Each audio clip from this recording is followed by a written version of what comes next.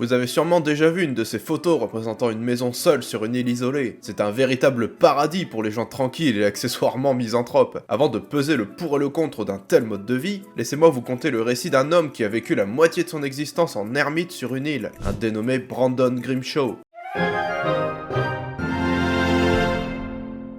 Salut les jeunes, je suis Tillinghast et aujourd'hui je pars en vacances. Brandon Grimshaw est un Anglais né à Dewsbury dans le Yorkshire en 1925. Il a fait carrière dans la presse en tant que rédacteur en chef pour un journal de Nairobi, la capitale du Kenya. En 1962, il décide de s'offrir un petit bout de terre dans l'archipel des Seychelles, l'île moyenne, pour seulement 13 000 $ de l'époque, ce qui équivaut à environ 125 000 € aujourd'hui. Cette petite île d'à peine 9 hectares est évidemment inhabitée lorsque Grimshaw l'achète. Il prend alors sa retraite pour s'y installer et y vivre à plein temps. Mais qui dit île inhabitée dit qu'il faut s'y aménager un coin douillet et arriver à survivre grâce aux ressources disponibles. Pour l'aider dans sa tâche, Grimshaw se trouve un compagnon de route parmi les gens du coin, un homme nommé René Lafortin. Ensemble, ils commencent à aménager l'île. Bien que Lafortin ne soit pas un résident permanent, il est souvent de passage sur l'île pour aider son ami. Pendant 39 ans, les deux compères plantent 16 000 arbres d'espèces endémiques à la main et construisent 5 km de sentiers naturels. Ils utilisent également l'eau de pluie pour irriguer l'île. Grimshaw s'offre même le luxe d'avoir l'électricité et une ligne téléphonique provenant du continent. Les nombreux aménagements des deux amis permettent un renouveau de l'écosystème local. Ils élèvent des dizaines de tortues géantes qui vivent toujours sur l'île et donnent à manger à plus de 2000 espèces d'oiseaux sauvages qui, en période de pluie, ont du mal à trouver leur nourriture. Lafortin décède en 2007 et avec le boom économique du tourisme insulaire, un prince saoudien veut offrir 50 millions de $ à Grimshaw pour son île. Mais celui-ci coupe net à la discussion en lui rétorquant qu'il ne veut pas que son île devienne un lieu de villégiature pour les riches, mais plutôt qu'elle soit classée comme parc national afin que tout le monde puisse en profiter. Son rêve se réalise après son décès en 2012, lorsque l'île devient officiellement un parc national ouvert aux touristes. Vous pouvez dès lors la visiter et profiter de ses plages paradisiaques, de sa chapelle et de son unique restaurant, le Jolly Roger.